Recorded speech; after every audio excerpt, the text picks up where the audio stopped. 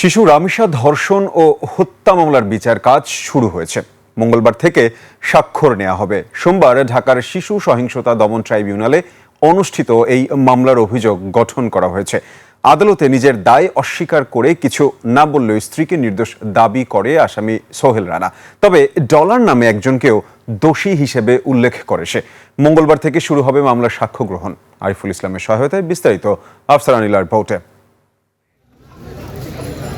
19শে মে সকাল 9:30 থেকে 12:15 এর মধ্যেই রাজধানীর পল্লবীতে নির্মমভাবে শিশু রামিসাকে শারীরিক নির্যাতন করে হত্যা করে প্রতিবেশী সোহেল রানা, যা স্থানীয়দের কাছে তখনই স্বীকার করে সোহেলের স্ত্রী স্বপ্না। এসব তথ্য উঠে আসে মামলার চার্জশিটে।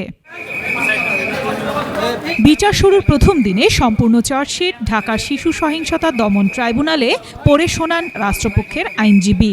এ সময় কাঠগড়ায় স্ত্রীকে নির্দোষ দাবি করে আসামি সোহেল, তবে নিজের পক্ষে সে কিছু বলেনি। একই সাথে সোহেল মিরপুর 11-র বাসিন্দা ডলার নামের এক ব্যক্তিকে মূল অপরাধী দাবি করে।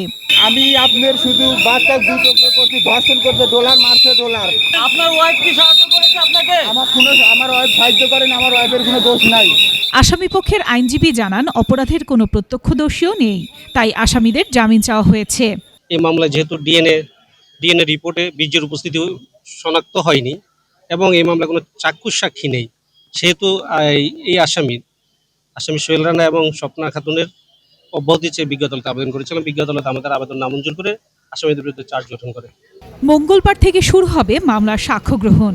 কোনো বিলম্ব ছাড়াই প্রতিদিন সাক্ষ্য গ্রহণ চলবে বলে জানান রাষ্ট্রপক্ষের আইনজীবী।